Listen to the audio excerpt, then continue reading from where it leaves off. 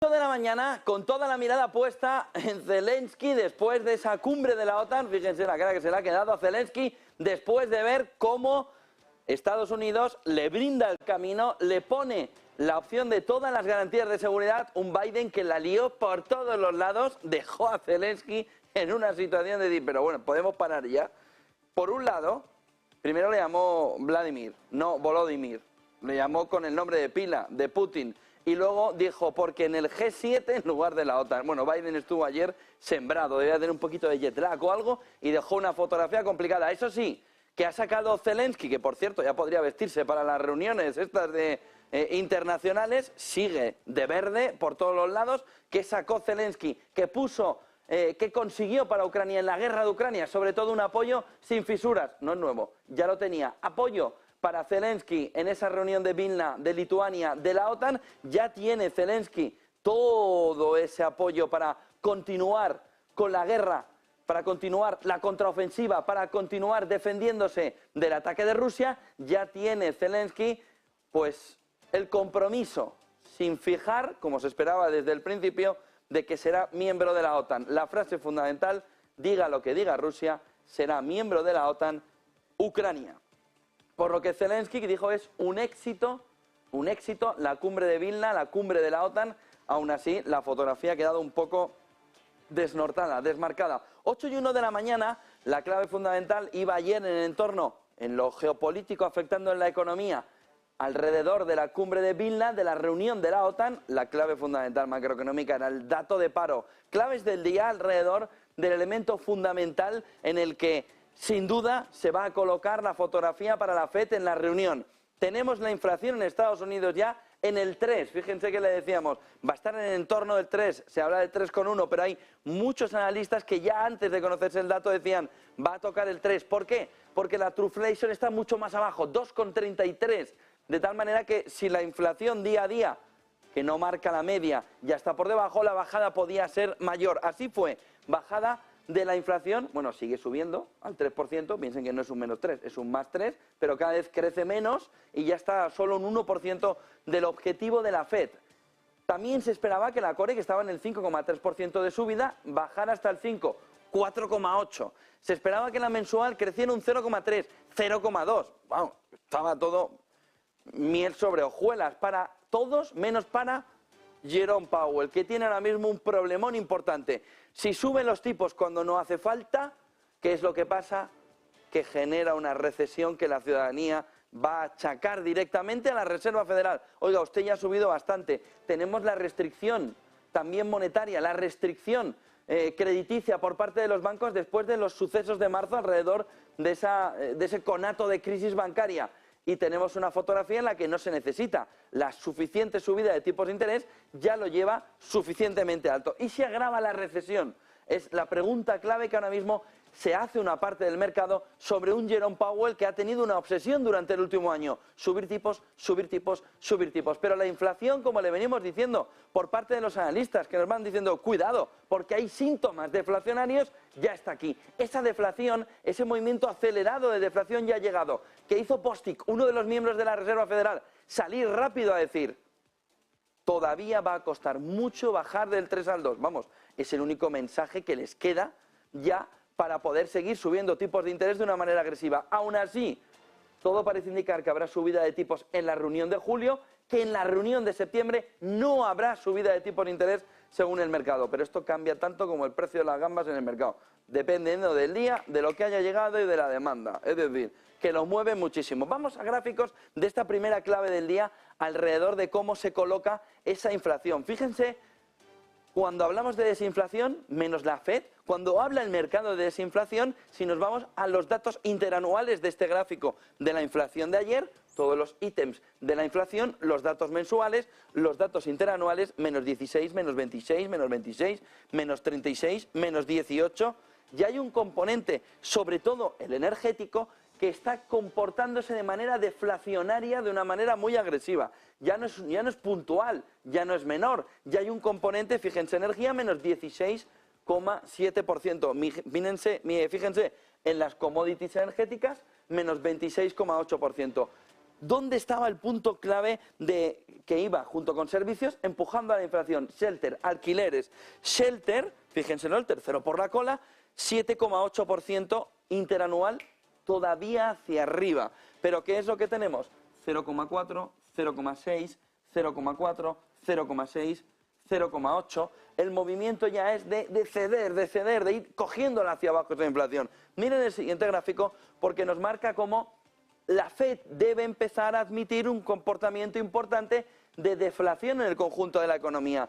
Dice Federated Hermes Limited, dice Geir Load, las cifras del IPC que se presentaron ayer, que se presentaron hoy, parecían más tranquilas, ya que se sitúan por debajo de las expectativas del 0,2%, lo que sugiere que estamos empezando a ver la luz al final de lo que ha parecido un túnel interminable para los Estados Unidos. Poco exagerado, llevan un año, ha habido un pico y ha habido un movimiento de bajada. Hombre, tampoco llevamos 10 años con la inflación en doble dígito. La Reserva Federal espera que el mercado laboral se suavice, la inflación sea baja antes de empezar a recortar los tipos de interés. Así pues, aunque las cifras de hoy son un paso adelante positivo, aún queda trabajo por hacer. El último informe sobre empleo sigue una tónica similar, con un informe sobre el empleo en Estados Unidos por debajo de lo esperado. Y aquí hay que preguntarse una cuestión: ¿cuál es el objetivo de la Fed? ¿La inflación o el empleo? Porque si es la inflación, ¿por qué esa recurrencia al dato de empleo? Cuando además deberían saber, lo saben, que la tasa de empleo no se destruye hasta que se llega al momento de la recesión. Cuando llega Jerome Powell y dice, lo tengo que admitir, estamos en recesión, la tasa de paro se dispara. Solo en ese momento, lo vamos a ver luego en gráficos, es evidente, por lo que nos pueden seguir repitiendo cualquier argumento alrededor de la tasa de paro que no tiene relación con la realidad, sobre todo en las últimas recesiones. Dice, los responsables de la FED han pregonado a menudo la necesidad de 2 subidas de tipos este año y, sin embargo, el boyante repunte del crecimiento sugiere que el mercado está viendo una salida rápida de este entorno de tipos elevado. Es difícil que la FED cambie de táctica a corto plazo, por lo que esperamos una subida de 0,25 en julio. Miren el siguiente gráfico que nos marca también lo que nos estaba diciendo en la última jornada. Vamos a ver si podemos verlo. Lo que nos estaba diciendo en la última jornada, Tiffany Wilding dice que ha ocurrido el IPC general de junio, la medida global de inflación cayó hasta el 3 interanual frente al 9,1% de hace un año. Hace un año la inflación en Estados Unidos estaba en el 9,1%. Se ha conseguido, con una subida de 500 puntos básicos, reducirla al 3%. La principal fuente de sorpresa fueron las volátiles categorías de servicios de viajes. No porque sorprende demasiado en un entorno de verano, en un entorno de salida de coronavirus. Aunque estas categorías representan una pequeña parte de la cesta global de inflación, la caída de las tarifas aéreas, menos 8%, y de los hoteles, bastó para recortar 9 puntos básicos el ritmo intermensual del IPC subyacente. ¿Qué significa este dato? Dice Pinko, tras el escaso avance de la inflación subyacente en los 5 primeros meses del año, ahora vemos más claramente una desinflación. Powell, desinflación tanto en los informes del IPC real como en los indicadores adelantados que seguimos. ¿Cuál es el futuro? A pesar de la significativa sorpresa a la baja de las nóminas y del IPC en junio, en última instancia seguimos pensando que es probable que la FED suba los tipos 25 puntos básicos. Se acabó el debate. Miren el siguiente gráfico. Alrededor de cómo hay un pico. Dice, bueno, es que ya está interminable inflación. ¿Pero qué interminable inflación? Miren el movimiento de reducción de la inflación que se ha vivido en este gráfico de Mistol, que alrededor de cómo mes a mes se ha ido reduciendo el crecimiento. Sigue siendo positivo, pero la reducción, la campana de Gauss, la parabólica marcada claramente con efecto inicial, efecto final. Miren el siguiente gráfico que nos marca también esta mañana cómo ese CPI, viendo sobre todo cuáles son all items, azul, fíjense el movimiento a 0,2, shelter, aquí en doradillo, marcándonos la parte alta, ya también cediendo, y luego el comportamiento, por ejemplo, de bebidas o de la core, en verde. Fíjense el comportamiento de la core, bueno, por encima, subyacente, preocupación, la FED histérica, preocupación, histerismo, pum, ya lo tenemos en ese entorno. De tal manera que la core, que no lleva ni alimentos ni energía, también está recogiendo un movimiento agresivo de bajada de la inflación. ¿Por qué? Porque la demanda interna global está en el subsuelo. ¿Dónde vemos el reflejo de todo esto? En lo que hemos conocido esta mañana en China, donde la balanza comercial que ha presentado China es mala en importaciones y es mala en exportaciones. Pero sobre todo en exportaciones refleja un movimiento claro en el que la disminución, menos 12,4%, frente al menos 7,4% anterior, 7,5%, frente al pronóstico de 10, nos muestra que la demanda global, ese consumidor global, se está yendo de vacaciones y no precisamente a gastar. Por lo que, ojo, porque ese movimiento que la inflación ya nos va dando, de decir, esto cae, pero cae porque es que no hay quien te compre. Es que tienes el stock hasta arriba, está allá arriba. Y dice, oiga, ¿y cómo? Bajar precios. No hay otra alternativa que para desestocar todo lo que hay, una bajada de precios agresiva. ¿Y eso qué está provocando? Por un lado, la desinflación, por otro lado, el reflejo de una demanda interna que dice, el dinero déjamelo en el bolsillo. Exportaciones en China, dato de esta noche, lamentable.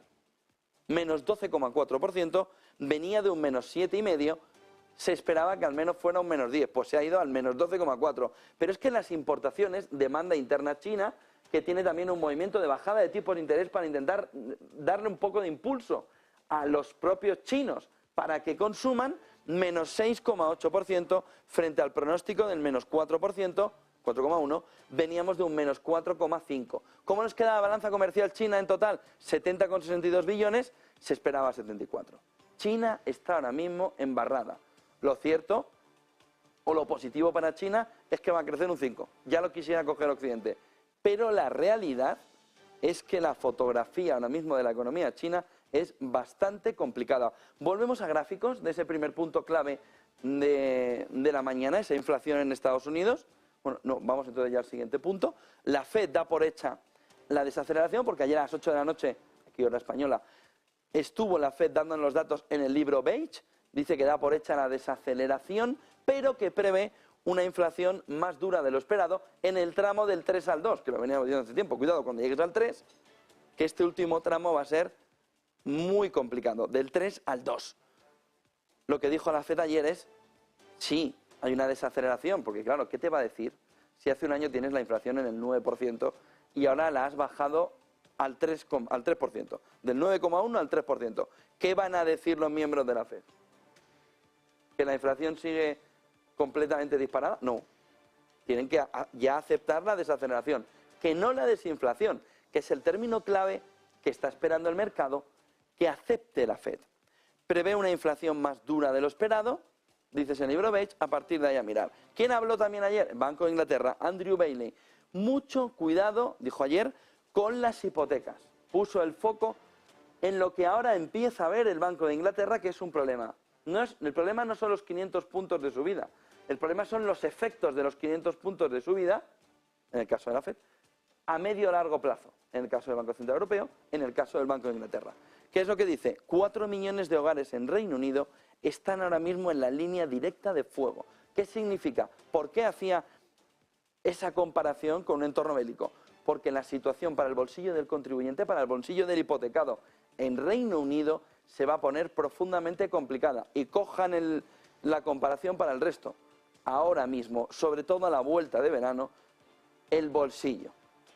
La sensación de que los hipotecados a variable están en una situación complicadísima va a lanzarse todavía más hacia arriba. Ayer conocimos que Microsoft desvelaba lo que ya habíamos visto hace meses, pero ahora con más detalle que podría haber sucedido. Ayer Microsoft desveló un ataque informático chino a cuentas de correo del gobierno estadounidense, sobre todo marcándonos que estamos en un entorno claro de ciberseguridad. Entramos enseguida en mercados, porque ¿qué es lo que ha hecho? ¿Qué es lo que ha sucedido? ¿Cómo se ha comportado después del dato de inflación? Vamos a ver enseguida dos ganadores claros. El euro, por encima de 1,11 en la jornada de ayer, el petróleo rompiendo los $80. Mercado tímidamente alcista esta mañana. Tenemos Eurostoxx y IBEX 35, tenemos los mercados en Europa con una perspectiva de apertura al alza, tenemos S&P 500 que tiene al tiro, pero al ladito, la posibilidad de llegar a los 4.500 puntos, 4.488, subida hoy en futuros del 0,17%, tenemos Nasdaq 100 subida del 0,35%. Cuidado, SP, todas las miradas puestas en el 4.500. 4.500. 4.500 es la clave fundamental de la mañana. VIX ya no languidece. Es que le han metido una sarta de puñetazos en el ring en un combate económico de boxeo en el que lo han dejado en la lona. 8,95% de caída. 8,95% de caída. 13,53. Está el VIX, mírenlo ahí, bueno, está en el subsuelo, intentando ver si alguien se acuerda de él y lo recoge. No sucede lo mismo con el indicador de volatilidad de la renta fija, el MOVE, que sí está marcando un movimiento de tensión alrededor de la renta fija. Ahora hablaremos de ello. Nikkei 1,49, Hansen 2,49, mercado asiático con fuerza después del movimiento de ayer del mercado americano. Y tenemos, por otro lado, esta mañana, petróleo, ya ha roto los 80, una vez que ve como Rusia va en serio, va a reducir esa cantidad de petróleo que pone en el mercado. 80,29, subida del 0,24, West Texas 75,6, 0,10. Se dispara también el oro, que le hemos estado viendo lateral en 1920, 1924, repunte, movimiento a la baja, vuelve otra vez un poco de repunte, 0,11, 1958. Gran perdedor de la jornada, esto sí no se veía desde hace muchísimo tiempo. El dólar ahora mismo a punto de perder los 100 con una caída de 0,03, muy poquito hoy, pero a punto de perder esa cotización de 100. No es un contrapares, aunque el índice está basado en contrapares, pero el índice nos está marcando una devaluación del dólar en el momento actual que está llevando, por ejemplo, a muchos países a decir, es el momento de comprar petróleo, aunque suba el precio hasta los 80 el Brent. Euro-dólar, gran ganador de la jornada de ayer, 0,10% arriba hoy, 1,11, tiene un poquito más de caída. Fíjense el rush que se marcó en la jornada de ayer, el euro frente al dólar. Lo mismo la libra, fíjense, 1,30, hoy subida del 0,10. El Bitcoin, que es como si lo hubieran metido una estaquita ahí en el 30.000 y de allí no se mueve. Y la otra clave fundamental de la mañana está aquí. Esto, el bono a 10 años americano, que vuelve a caer del 4%. Fíjense, el movimiento de caída después de la jornada de ayer vuelve a caer del 4%, 3,85 es la rentabilidad del bono a 10 años esta mañana, cae del 5%, el 2 años a 4,7, 4,70, con una caída del 0,78. Debería, y es una de las claves fundamentales, empezar a desinvertirse la curva del 10 y del 2 años en este entorno. No es lo que ha sucedido en las últimas horas. Empezamos hablando de Zelensky, cumbre de la OTAN, entorno fundamental en la jornada de ayer para entender de qué manera la OTAN, según Biden, el G7, va a apoyar al entorno, bueno, en el entorno de la guerra de Ucrania, a Zelensky. Esta mañana tenemos última hora importante, lo que ha dicho el Kremlin, lo que ha dicho Moscú, lo que ha dicho Rusia, que Putin va a visitar a Xi Jinping, va a visitar al principal aliado. No ha comentado todavía nada de BRICS, de Sudáfrica, si habrá visita, si habrá presencia de Vladimir Putin. Resumiendo un poco la fotografía, Zelensky, queremos recuperar nuestra tierra, un conflicto congelado no es una victoria. Ayer, si estuvieron siguiendo la emisión que estábamos haciendo, comentábamos cómo llegaba Sánchez sonriendo y sin sudar, no como en el debate electoral, llegaba Erdogan y decíamos, uy, vamos a ver si va a ver, si fue corriendo a ver a Biden. Esta sí que es la clave fundamental, oculta en la reunión de la OTAN de ayer. Tenemos lo que se ha visto a cámara, queremos recuperar nuestra tierra, un conflicto congelado. No es una victoria, la perpetuidad de la guerra de Ucrania, quiere ayuda para conseguir vencer en la contraofensiva, pero fuera de cámaras, en el backstage, la fotografía clara de que Erdogan es la pieza clave de todo. Vamos a pensar un poco en lo que ha sucedido en las últimas horas. Llega Erdogan y dice, ¿queréis que entre Suecia? Pues ya sabéis, los F-16 aquellos me los vais trayendo. Y F-16 se los van trayendo. Hizo una petición que ha quedado un poco en el aire. Si queréis que abra la puerta de Suecia, dadme entrada en la Unión Europea. No se sabe mucho más. Sin embargo, Suecia está dentro de la OTAN. Eran las dos premisas fundamentales de Erdogan. ¿A cambio de qué cosas? En la OTAN ayer el mensaje claro, el G7 para Biden, en la OTAN ayer el mensaje claro era que puede haber una mesa de negociación de paz. Volvemos al punto primero.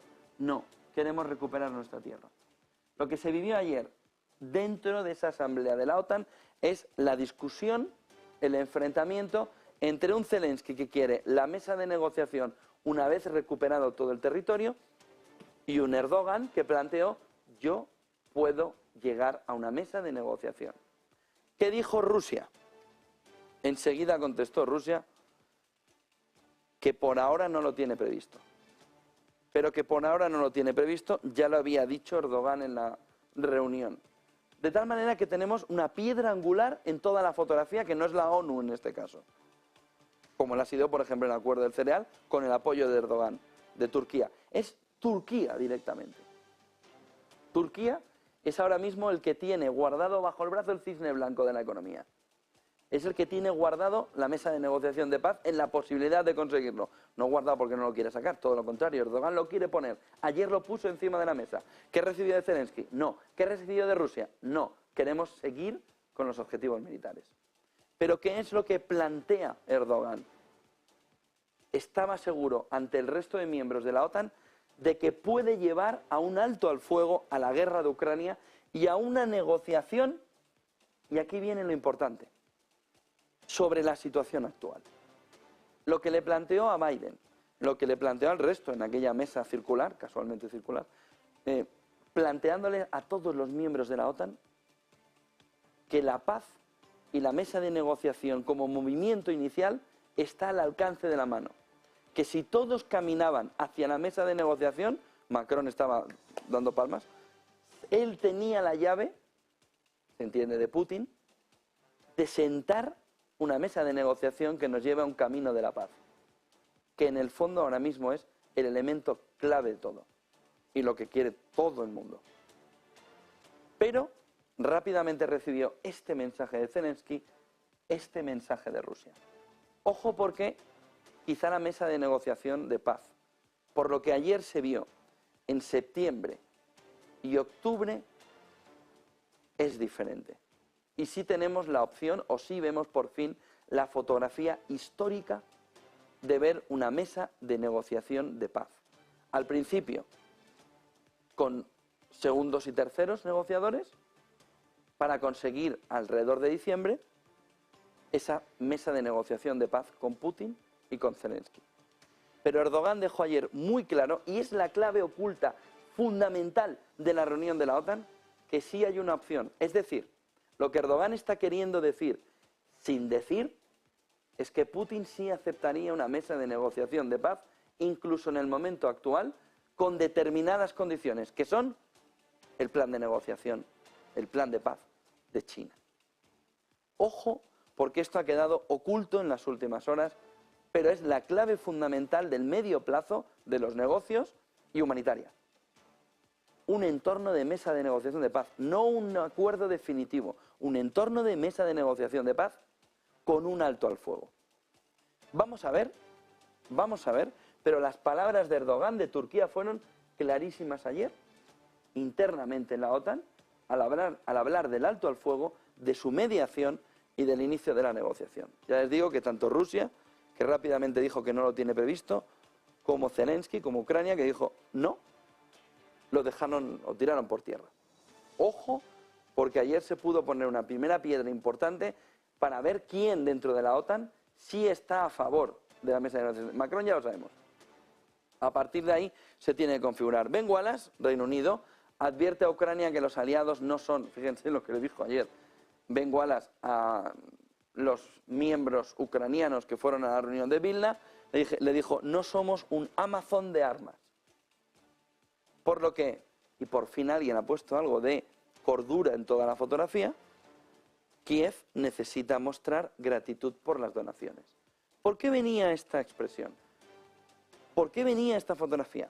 Por el tono excesivamente elevado de queja de Zelensky, que se puede entender, porque está en un entorno de guerra. Usted está muy tranquilo aquí en España, pero él no, se puede entender. Es comprensible. Pero ese movimiento de minion alterado lo debe frenar. de Minion Rosita, lo debe frenar. Sobre todo porque el resto de aliados dicen, oiga, que no le estamos dejando solo. Que no le estamos dejando solo. Por lo que, fíjense en las palabras de Ben Wallace, no son tus aliados un Amazon de las armas. Por lo que muestra gratitud por las donaciones que está recibiendo. En un mensaje claro a Zelensky de, contén un poco, que has venido aquí como un torbellino. La frase es para la historia. Biden, que como le decimos, ayer tuvo una detrás de otra, que si estábamos en el G7, que si le llamaba Vladimir en lugar de Volodymyr, bueno, la lió descomunal al modelo Biden. Al modelo de, me da lo mismo todo.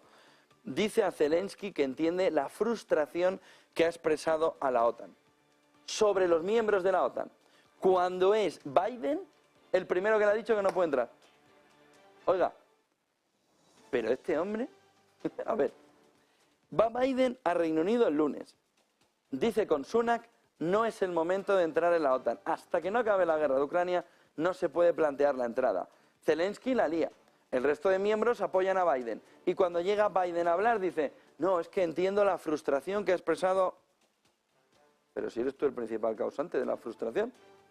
Si tú, que eres el amo amísimo de la OTAN, dice que entre, entra. Pero bueno, al segundo, dice que y ya ha entrado.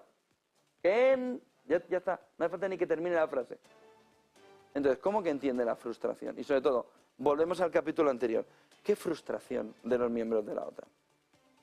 ¿Qué frustración de los miembros de la OTAN? Un poco de gratitud, lo que dijo Ben Wallace. Oiga, no les dejamos de dar armas. Esto parece ya, lo que dijo, esto parece un Amazon.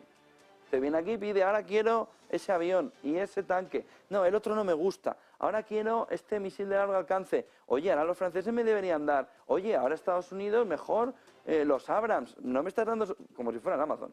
¿Van ahí? Tuvo su Prime Day. Elige y mándamelo a casa rápido. La ONU pide a Putin, y aquí tenemos movimiento interesante sobre las sanciones, pide a Putin que prorrogue el acuerdo del grano. Esto hasta ahora no era nada raro, a cambio de vincular el banco ruso, ya no es una filial, a cambio de vincular el banco ruso que está fuera del SWIFT desde hace un año, de volverlo a meter el SWIFT. Porque, ¿cuáles son tus valores? ¿Cuáles son tus ideas? Yo quiero ir a por él hasta que reviente, por Rusia. Por lo que hago todas estas sanciones para acabar con la economía rusa. Ahora, como me toque un poquito a mí, quito las sanciones. Como yo necesite el uranio, no lo sanciono. Como yo necesite el acuerdo del grano, ¿qué quieres? ¿Volver al SWIFT? ¿Un banco tuyo? Que vuelva al SWIFT, que es el modelo de intercambio que está haciendo ahora mismo que Rusia esté como en otro mundo, en otro planeta. Lo tienen en el exterior, lo tienen fuera. Entonces, ¿qué es lo que dice la ONU? La ONU, visto con Europa, visto seguro con el G7. Bueno, apruébanos el acuerdo del grano, que todo parece indicar que no va a ser, a cambio de vincular al banco ruso por el que se hacen todos los pagos al mecanismo SWIFT. Oiga, pero esto qué broma es. 3 tazas más de cinismo económico. ¿Pero esto qué es? No está sancionado, está sancionado. El acuerdo del grano no se cambia por las sanciones, ¿o sí? Pues parece que sí. 8:28 de la mañana. Vamos a gráficos. Luego veremos varias cuestiones también de la guerra en esos gráficos.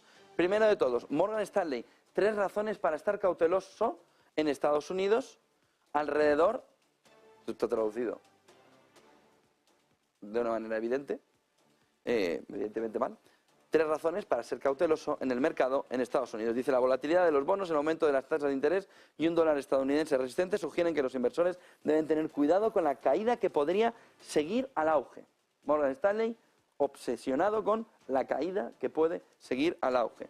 Volatilidad de bonos, aumento de tasas de interés, dólar estadounidense resistente. Hoy lo vemos en 100. No parece mucha resistencia. Empezamos por el dólar, que es el que esta mañana lo tenemos más debilitado. Dice, un dólar estadounidense sirve como un activo de refugio seguro definitivo. Esto se lo iban a contestar algunos del Bitcoin a Morgan Stanley de una manera agresiva. Hombre, el papelito fiat, bueno, puede serlo, pero en realidad puedes vivir de muchas ensoñaciones en tu vida. Una de ellas, que es un activo seguro definitivo, refugio. Bueno, da igual, pero muchos del Bitcoin le podrían contestar, sí, coge tu papelito que verás. El dólar estadounidense dice sirve como un activo de refugio seguro definitivo e históricamente se ha movido a la inversión con las acciones. Este año es notable que las acciones hayan ganado alrededor de un 15% hasta ahora, a pesar de que el dólar se ha mantenido resistente frente a otras monedas importantes, operando en un rango relativamente estrecho. Los inversores deberían preguntarse cuánto tiempo más continuará esta improbable tendencia. Ya, hoy, esta mañana, ya tenemos un movimiento del dólar en 100, cuando había estado lateral entre 102 y 104, 101 largo, 104, hoy 100. Volatilidad significativa en el mercado de bonos. Como les decía esta mañana, tenemos el VIX languideciendo, tenemos el MOVE alrededor de la renta fija diciendo cuidado con la recesión. La volatilidad de los bonos medida por el índice MOVE ha aumentado en los últimos años y sigue siendo alta. Durante la mayor parte del reciente ciclo de aumento de tasas por parte de la Reserva Federal ha estado funcionando al doble de su promedio a largo plazo. Cuidado con la volatilidad en la renta fija.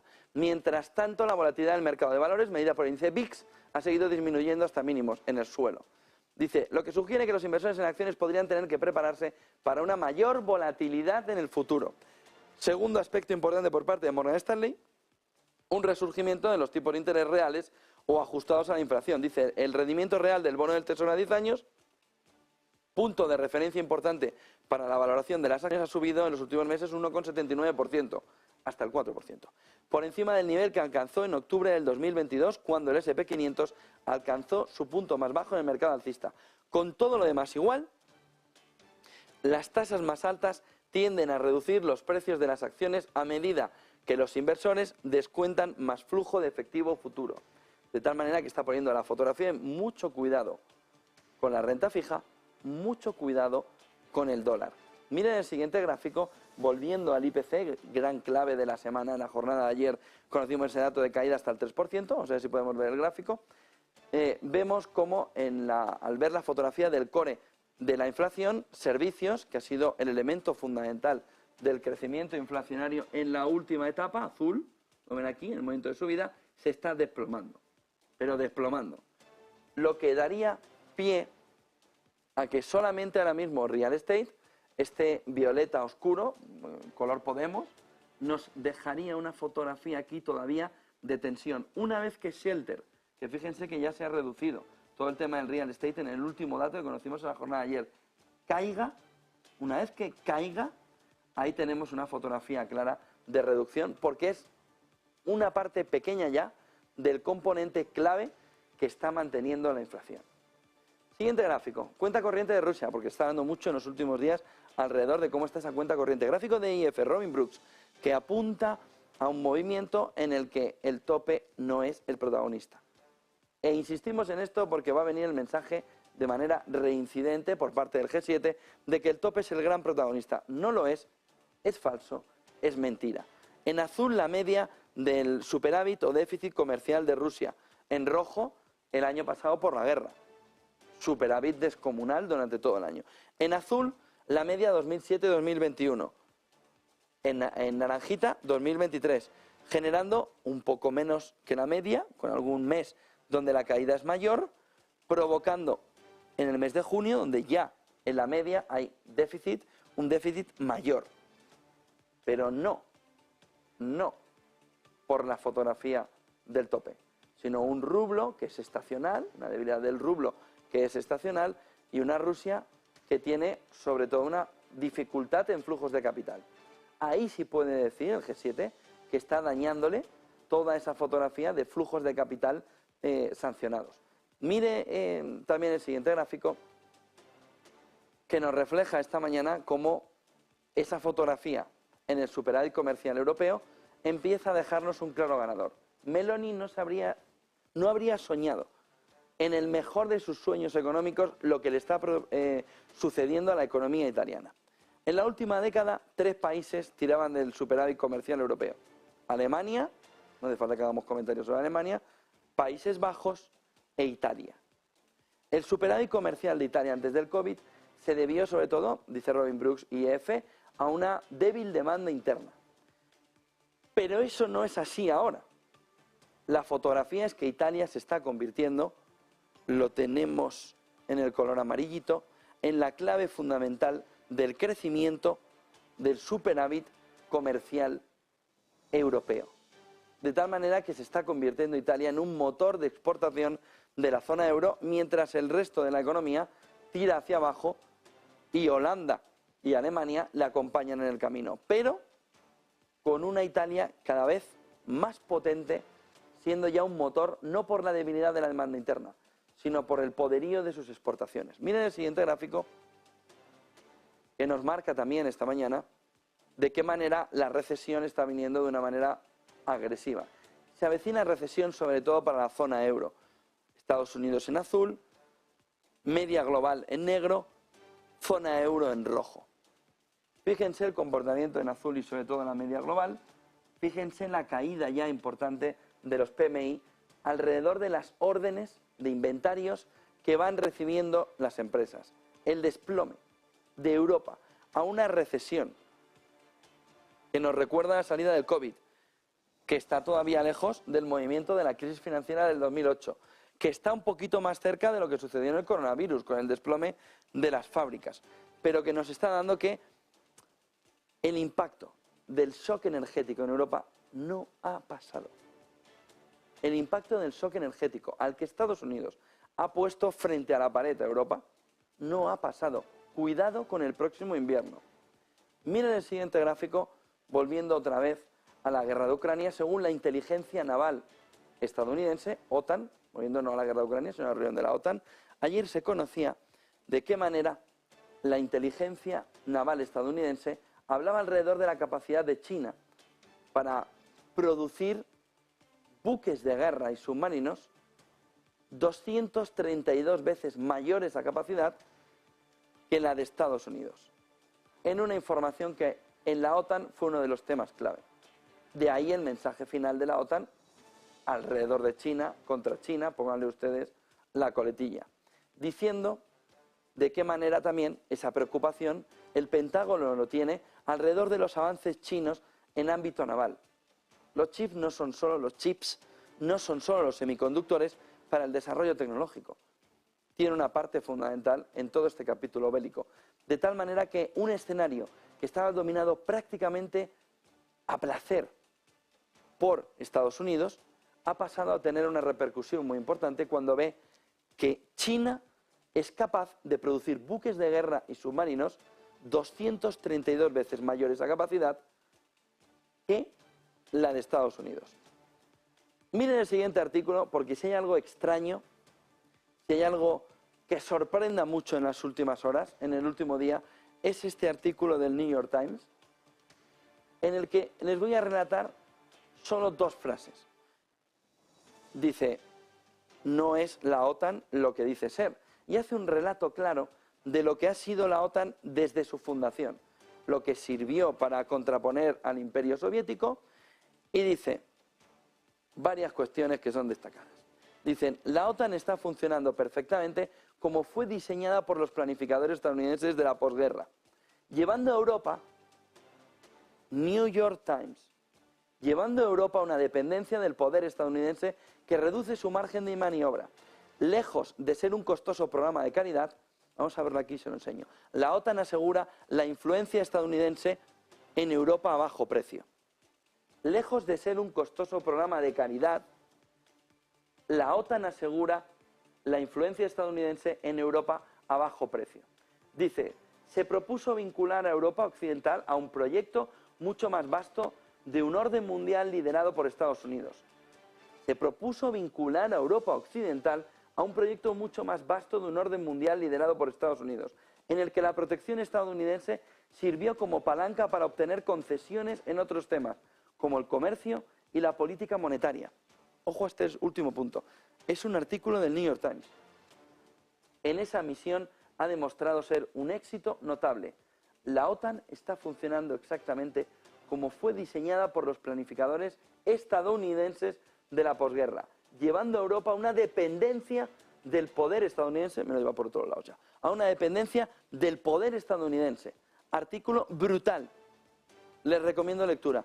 En el New York Times alrededor de cómo la OTAN no es lo que dice ser, sino que la OTAN es un instrumento al servicio de Estados Unidos para producir la dependencia de Europa. Miren el siguiente gráfico que nos lleva al eurodigital, cartera digital y todos los sucesivos movimientos que se van viendo. Dice, el movimiento último que se va viendo alrededor de esa cartera digital, cómo el monedero, el wallet europeo está a punto de llegar. Dice la Comisión Europea, es necesario para conseguir esto. ¿Qué es esto? Miren, el usuario tiene todos sus documentos, es lo que va a buscar la Comisión Europea. No tiene ni reparo ya en ponerlo en una diapositiva y distribuirlo en cómo va a funcionar. El usuario tendrá todos sus documentos en un wallet digital, en un monedero digital, con su documento nacional de identidad. Y ahí, cartera, no la lleves, a los fabricantes de cartera finos, para tener también todo el entorno de sus ingresos. Ya saben lo que gastamos, quieren saber lo que ingresamos. ¿Cómo? Con un monedero digital, con una cartera digital, en la que permitirá de manera externa, en el punto 3, en el punto 2 de manera personal, seleccionar solo los documentos requeridos, como si no los pudiera seleccionar ya. Y nos están planteando esto como si fuera un salto cuantitativo, cualitativo, que ahora mismo es imposible que podamos hacer. Dice, se podrán seleccionar los documentos pedidos por el banco directamente en la aplicación, enviándolos con seguridad. Vamos a ver los hackeos, si convierten esto en seguro o en inseguro. Pero aquí viene la parte importante. Punto 3. Este monedero digital que nos va a cambiar la vida a todos, porque tendremos el DNI, pero ya directamente, que es que no veremos ni el cartoncito, vamos directo al móvil, dice, el banco recibirá todos los documentos electrónicamente. Si un documento se ha perdido por el camino, no ha llegado, solo con un clic por parte del usuario, la aplicación estará preparada para darle el dato que quiera. Entre otras cosas, el credit rating, el ratio de crédito del ciudadano. ¿Quién más va a poder acceder a esto? Por ejemplo, una aseguradora. Y la situación ahora mismo financiera entre todos los bancos. Esto que ahora mismo nos dicen, añade todos tus bancos en esta aplicación y te doy una posición global, pero controlado desde Europa en el wallet digital. De tal manera que se va viendo cómo va profundizándose la fotografía de un euro digital, de un dólar digital, de un monedero digital, que a la vuelta del verano nos lo van a meter con vaselina para entender perfectamente bien que eso es sí o sí. Un último punto. Disney, Wall Street Journal, dice que no se veía un posicionamiento así, una llegada de visitantes a Disney tan floja como la que se está viviendo en los últimos meses.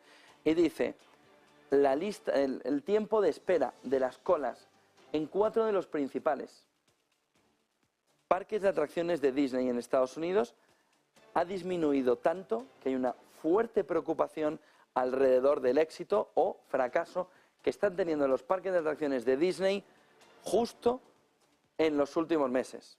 Miren, es que es de esperar. Es que es de esperar. Cuando tienes a una compañía más preocupada de hacer política que de vender tickets, que de vender películas, que de hacer su negocio, sino que es la punta de lanza de todo el movimiento woke, no solo en Estados Unidos, sino el punto central alrededor del mundo, esto no debería de sorprendernos demasiado.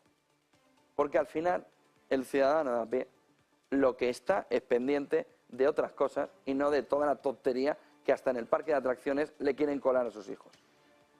Pero ojo al movimiento de Disney, porque la dinámica justo han renovado por 2 años más al consejero delegado estas últimas horas, en la noche, esta mañana se ha conocido en Financial Times, 2 años más para intentar darle la vuelta a lo que puede ser una situación muy complicada de Disney. Precisamente por estar más metido en la política que en los negocios, por estar más vinculado a la política que a los negocios. Pero ya tiene el dato negativo, el tiempo de espera en las colas ya está mostrando que hay una caída importante. Veremos cómo se puede reflejar en los resultados de la compañía. Decía al final, no, un tuit más, un gráfico más de Leeds & Saunders, Charles Schwab, una de sus principales economistas, le recomendamos mucho seguirla en redes, que nos plantea de qué manera no hay aumento de la tasa de desempleo. Se lo venimos diciendo hasta la extenuación desde hace meses, cuando nos dicen, pero si ven, no vamos a la recesión, no hay aumento de la tasa de empleo. Pero ¿dónde están mirando? Leeds and Sonder. No hay un movimiento al alza de la tasa de paro hasta que no llegamos a la recesión. ¿Y cuál es el punto para llegar a la recesión? El movimiento en las últimas crisis ha sido la pausa. Vamos a 2005. 2005, 2009.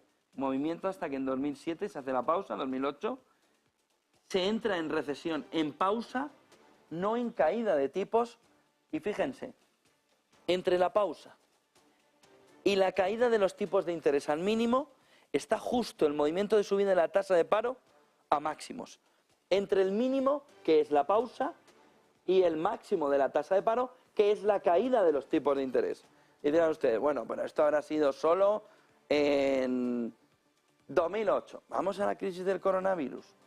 Ya venía un movimiento de subida de tipos de interés, se inicia la pausa, se entra en recesión, la tasa de paro está en mínimos y aún profundiza a mayores mínimos la tasa de paro, y coincide el pico del paro con la parte baja de los tipos de interés, no con la pausa, no con la subida de los tipos. No se destruye empleo en la subida de tipos, se destruye empleo a largo plazo, 6, 9 meses, desde el inicio de la subida de tipos como poco. Vámonos a 2000.com, movimiento de subida de tipos, tocamos la pausa, la tasa de paro en Estados Unidos, todavía en el inicio de la recesión, disminuye más. En el fondo de la caída de los tipos está el máximo de la tasa de paro. 1991, subida de tipos de interés, tasa de paro bajando, recesión, mínimo repunte. El movimiento ya viene con una subida de tipos importante. Es el momento en el que se dice no landing, 1995. Si nos vamos, por ejemplo, a 1988, tenemos movimiento de subida de tipos de interés agresivo, tenemos repunte de la tasa de paro, ¿cuándo? Cuando ha acabado la bajada. Mírenlo aquí, coincide. Tasa de paro máxima, caída de los tipos de interés. De tal manera que, ¿qué es lo que nos está diciendo? Nos está diciendo que por mucho que nos quieran tomar el pelo, la tasa de paro en su parte alta de destrucción de empleo no se va a ver hasta que los tipos de interés toquen el suelo de los tipos de interés. Estamos en el 5,25, lo va a subir al 5,50. Lo normal es que la tasa de paro siga o en pleno empleo o cayendo, y una vez que se inicie la pausa y se entre en recesión, sobre todo a final de año, dicen los analistas, en ese momento la tasa de paro va a empezar a subir hasta que toquen la parte alta con la parte baja de los tipos de interés. 8,48, campaña electoral. También hay que entrar un poquito, pero muy poquito, porque no da para más. Miren, solo una reflexión. Si a Bildu le parece mal, le parece una ofensa que se diga que te vote chapote, entonces Sánchez ha perdido ya todo lo que tenía o lo que podía perder. Si ya el partido político de un grupo terrorista que ya ha entregado las armas, pongámosles todas las condiciones que quieran, el partido político, como dice el PSOE, y como dice Podemos, como dicen los comunistas, está, pero con todo, vale, perfecto, pero les parece mal. Les parece mal a los de Bildu. Cuidado, porque el que te vote chapote, que había desaparecido de la fotografía, habíamos pasado a esta demagogia de la mentira, es mentira, cambio de opinión. Ya, claro, cambia de opinión. Y sudabas en el debate electoral que no te cabía ya el sudor. No podías sudar más. Se pilla antes a un mentiroso con cojo. Pero, reflexión final del último día de campaña. Si ya hasta Bildu se pone al lado en el me parece mal, Sánchez tiene un problemón. Y ojo, porque el siguiente problemón que tienen que intentar dilucidar está alrededor de Correos. Las palabras ayer de Feijóo son muy graves alrededor de lo que puede suceder con la entrega, con la llegada de todos los votos. Si Feijóo tiene algún dato más, antes de que la acusen de trampista, debería ponerlo encima de la mesa. Si no, entre hoy y mañana el mensaje de la izquierda va a ser que Feijóo es trampista. Si Feijóo tiene algún dato más alrededor de Correos, debe ponerlo encima de la mesa. Y esas son las dos claves fundamentales esta mañana. Cuidado con el voto por correo, si llega, si no llega, si va a dar tiempo, si no va a dar tiempo. Hay una información, una entrevista muy buena en OK Diario al portavoz de Comisiones Obreras en Correos, que les va a dar toda la fotografía de lo que está sucediendo en OK Diario, nuestros amigos de OK Diario, que le entrevistan a ese delegado, ese portavoz de Comisiones Obreras en Correos, que lo deja meridianamente claro. No hay lugar a dudas en cómo lo explica. Y luego el otro punto, Sánchez. Si a Bildu también le molesta el que te vote chapote, tienes un problema. Vamos a preapertura del mercado. Eva Villanueva, sin cabecera.